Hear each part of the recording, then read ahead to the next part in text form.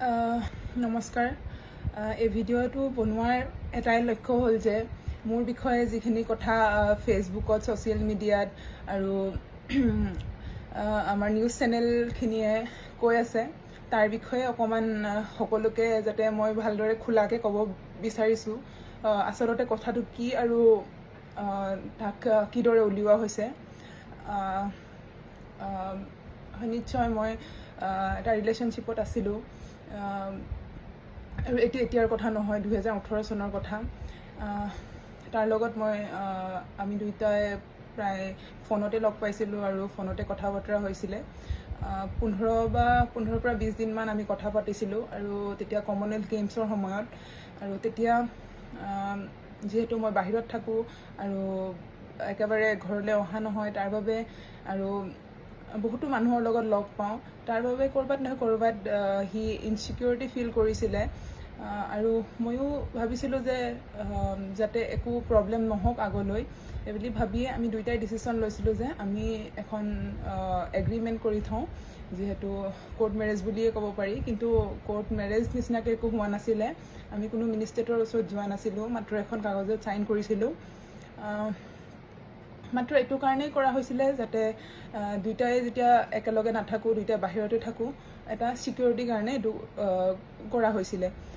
কিন্তু আমি দুয়োটাই এইটো ডিচিশ্যন লৈছিলোঁ যে যেতিয়ালৈকে আমাৰ দুয়োটাই ফেমিলিয়ে ভালদৰে আমাক বিয়া নিদিয়ে, তেতিয়ালৈকে আমি হাজবেণ্ড ৱাইফৰ নিচিনাকৈ নাথাকোঁ। আৰু এনেদৰেই মই একেবাৰে বাহিৰতে থকা হৈছিল। মই গেমৰ কাৰণে প্ৰায় দিল্লীত থকা হৈছিলে। প্ৰায় 3 বছৰ, 4 বছৰ সময়, বহুত কম সময়হে মই ঘৰলৈ গৈছিলোঁ। 2 দিন বা 3 দিনৰ ছুটি পাইছিলোঁ, য'ত মই ঘৰত গৈছিলোঁ আৰু সি যদি তাক লগ কৰিব লগা আছিলে তেনেহ'লে মোৰ ঘৰতে আহি সি মোক লগ কৰি গৈছিলে। কিন্তু আমাৰ দুটাৰ মাজত হাজবেণ্ড ৱাইফৰ নিচিনা একো ৰিলেশ্যন নাছিলে। আমি দুটা সাধাৰণ ভাল পোৱা ল'ৰা ছোৱালীৰ নিচিনাকৈ আছিলোঁ, ফোনতেই বেছি কথা পতা হৈছিলে। আৰু ফেমিলিক এইটো কাৰণে জনোৱা হোৱা নাছিলে, যিহেতু মোৰ গেমৰ কাৰণে আৰু ক'ৰবাত নহয় ক'ৰবাত তাৰ বায়েকৰো বিয়া হোৱা নাছিলে। তাৰ বাবে যাতে ফেমিলিৰ মানুহে ভয় নাখায়, তাৰ বাবে এইটো কথা কোৱা নাছিলে। কিন্তু মোৰ ফেমিলিত, মোৰ ঘৰত তাৰ কথা সকলোৱে জানিছিলে আৰু তাক বহুতেই বেছি ভাল পাইছিলে।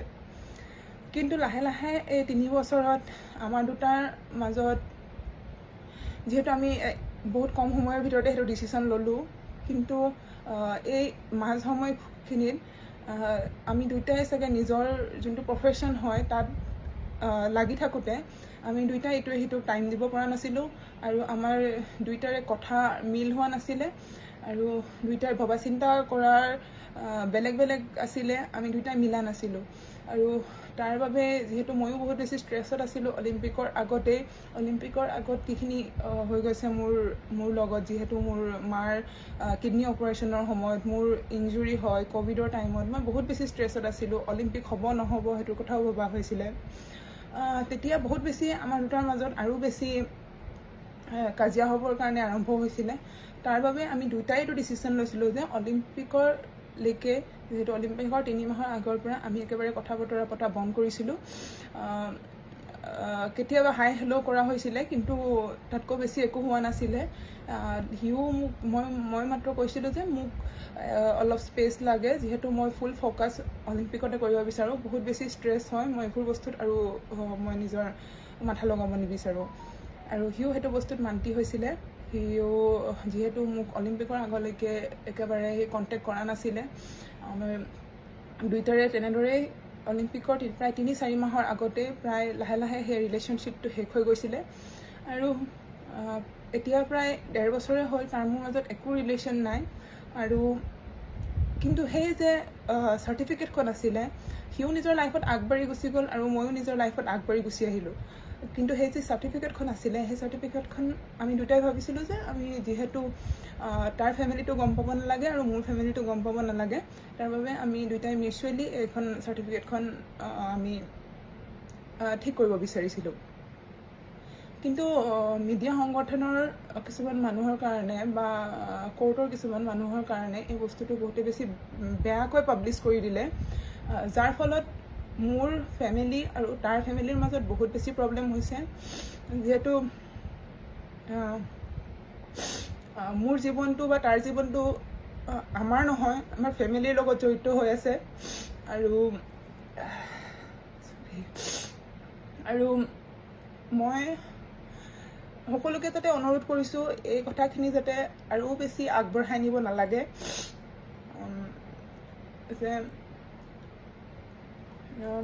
মোৰ যিহেতু মোৰ কমনৱেলথ গেমছো আহি আছে, মই যাতে ভালদৰে ফ'কাছ কৰিব পাৰোঁ নিজৰ গেমত, এই কথাখিনি যাতে আৰু বেছি আগ নবঢ়ায়। যিহেতু মই নিজে মানিছোঁ মোৰ ভুল আছিলে, কিন্তু মই কোনো ক্ৰাইম কৰা নাই।